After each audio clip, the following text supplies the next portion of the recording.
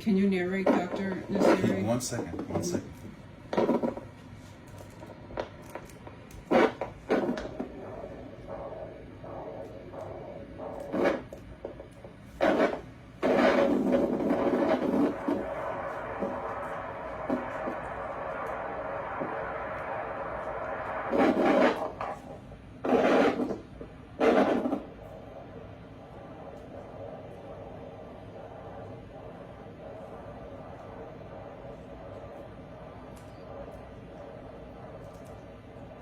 So there's persistent flow during systole and diastole, which signals that it's a low resistance flow pattern. When you have something like that, you wouldn't expect that in a facial artery. Facial artery should be a high resistance waveform pattern, which means there's forward flow during systole, but retrograde flow briefly during diastole. When you see persistence, that whooshing sound, it's like that's normal. But when you see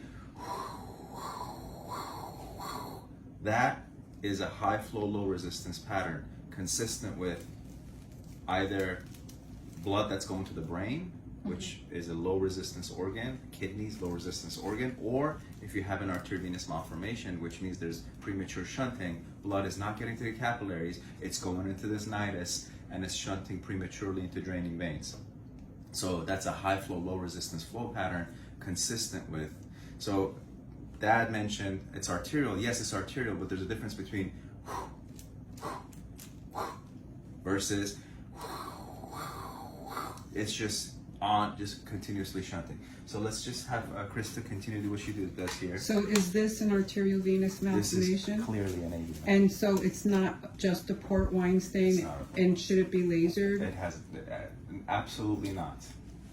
Lasering this would be harmful to the patient, to say the least. And this is why And VBF offers these services. Very dilated channels. There's venous congestion here. There's a reason why you have venous congestion is there's veins have become arteries. They have evolved. There's venous arterialization. So that is a giant vein that's draining this. Look at that. This is what duplex shows you. You need a duplex for it.